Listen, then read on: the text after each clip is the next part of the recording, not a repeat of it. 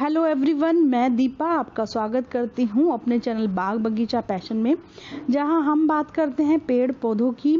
लेकिन आज मैं आपको एक बहुत ही स्पेशल चीज़ बताने वाली हूँ। पेड़ पौधों की तो बात नहीं कर रही हूँ, बात कर रही हूँ महाभारत के एक बहुत ही फेमस कैरेक्टर शकुनी के बारे में। आमतौर पर हमारे मन में उसके लिए एक बहुत ही खराब छवि बनी हुई है। वो एक बहुत घटिया मामा था, एक घटिया भाई था जिसने अपने सारे भांजों के लिए बुरा चाहा।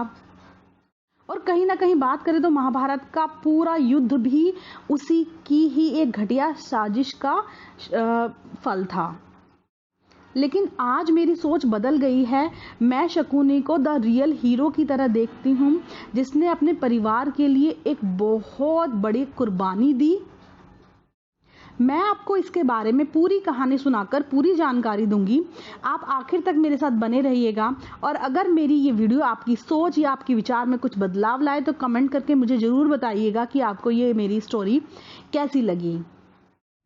बिना स्किप करे आप इस पूरी कहानी को ध्यान से सुनिए। और मेरे चैनल पर नए हैं तो प्लीज़ मेरे चैनल को सब्सक्राइब कर लें और बेल आइकन भी प्रेस कर दें, ताकि जब भी मैं कोई नई वीडियो लेकर आऊँ तो आप उसे मिस ना करें। कहानी जन्म लेती है अफगानिस्तान के गांधार क्षेत्र से, जो पहले गांधार के नाम से प्रसिद्ध था। वहाँ के राजा थे सुबाला। उनके 100 पुत्र और एक पुत्र थी जिसका नाम था गांधारी। उन 100 पुत्रों में शकुनी सबसे छोटे थे। गांधारी अपनी खूबसूरती के लिए बहुत दूर दूर तक विख्यात थी और हर युवा उससे विवाह करना चाहता था। लेकिन जब हस्तिनापुर से महाराज धृतराष्ट्र के विवाह का प्रस्ताव वहां गया, उसे अस्वीकार करके किसी युद्ध की चुनौती को स्वीकार करने से उन्होंने उस प्रस्ताव को स्वीकार करना अधिक उचित समझा।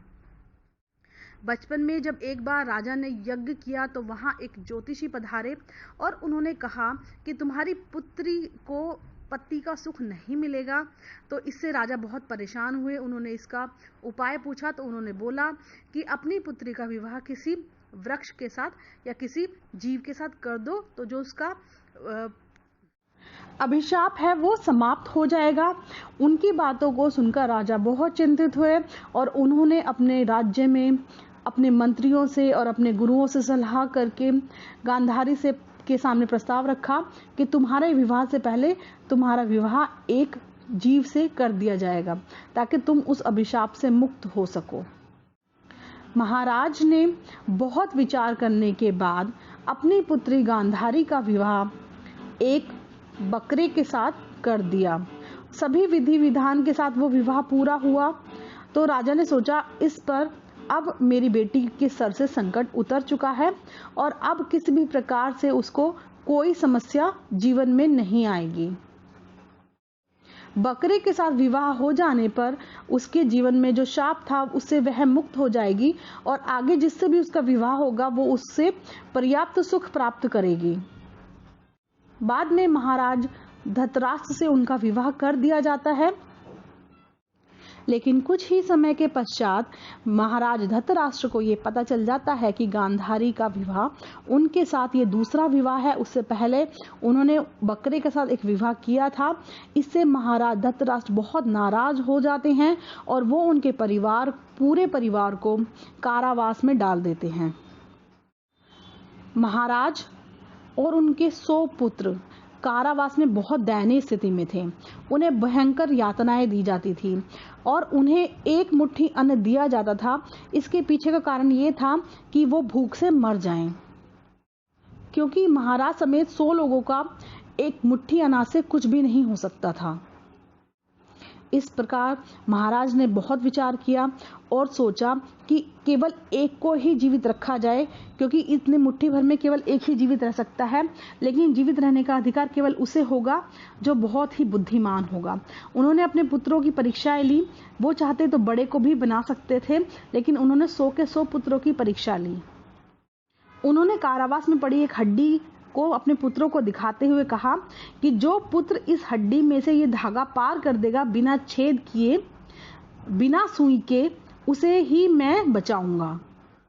99 बड़े पुत्रों की असफलता के बाद अंत में सबसे छोटा पुत्र शकुनी की बारी आई, तो उसने बड़ी ही कुशलता और बुद्धिमानी से चींटी के पैर में धागा बांधकर और दूसरे हिस्से पर अन्न बांधकर चींटी को उस हड्डी में से पार करा दिया, जिससे उसमें बिना सुई के ही छेद हो गया।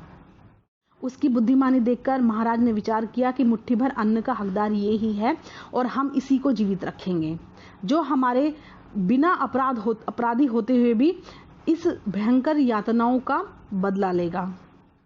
इस प्रकार धीरे धीरे करके एक एक राजकुमारों का अंत होता गया और अंत में शकुनी बचा, जिसे उसके पिता ने उससे वचन लिया कि तुम हस्तिनापुर का सर्वनाश कर दोगे, कुरु वंश का सर्वनाश कर दोगे, तब तक तुम शांत मत बैठना। गांधार नरेश ने हस्तिनापुर महाराज धृतराष्ट्र से प्रार्थना की कि अपने पुत्र को शकुनी को वो अब कारावास से आजाद कर दे। महाराज धृतराष्ट्र ने वैसा ही किया। उन्होंने एक पुत्र को उनके कारावास से मुक्त कर दिया, बाकी सबकी मृत्यु हो चुकी थी। और कारावास में महाराज गांधार ने अपने पुत्र शकुनी से कहा कि तुम्हें अपने भाइयों का सबका बदला लेना है। तुम्हारी बहन ने आजीवन अपनी आंखों पर पट्टी बांध ली, तुम्हें उसका भी बदला लेना है, प्रतिशोध लेना है। और उस प्रकार उन्होंने कहकर अपनी अंतिम सांसें ली। इस प्रकार शकुनी ने अपने पिता की अस्थियों से पासे बनाए, जो हमेशा उनकी बात मानते थे। वो जितना चाहते थे हमेशा उनके उतने ही अंक आते थे। 64 के खेल में पांडवों को हराकर महाभारत की नींव रखने वाला शकुनी हमें ऊपर से बहुत दुष्ट लगता है, लेकिन अंदर से उसकी भावनाएं बहुत बहुत बहुत पवित्र थी। उसने कसम खाई थी कि वो कुरुवंश का नाश कर देगा और उसने वही किया, चाहे उसके प्राणों की बलिदान ही क्यों ना हो जाए। वो चाहता तो बहुत ही आनंद पूर्वक गांधार में जाकर अपने जीवन यापन कर सकता था, लेकिन उसने ऐसा कुछ भी नहीं किया। शकुनी के 3 पुत्र थे, जिसमें से 2 महाभारत काल में महाभारत के युद्ध में मृत्यु को प्राप्त हुए। महाभारत के 18वें दिन युद्ध में शकुनी ने भी अपने प्राण त्याग दिए, लेकिन उसने अपना बदला ले लिया था। कोई भी कुरुवंशी जीवित नहीं बचा था। शकुनी की मृत्यु के पश्चात उसके सबसे छोटे पुत्र जो गांधार पर राज्य कर रहे थे, उन्होंने अपने दादाजी की अस्थियां जो पासे के रूप में थी वो जल में प्रवाहित कर दी और उनको मुक्ति मिल गई। इस प्रकार शकुनी के जीवन की सारी वास्तविकता जानने के बाद मैं उन्हें एक रियल हीरो, एक महान इंसान, अच्छा पुत्र, महान देशभक्त इंसान का दर्जा देती हूँ।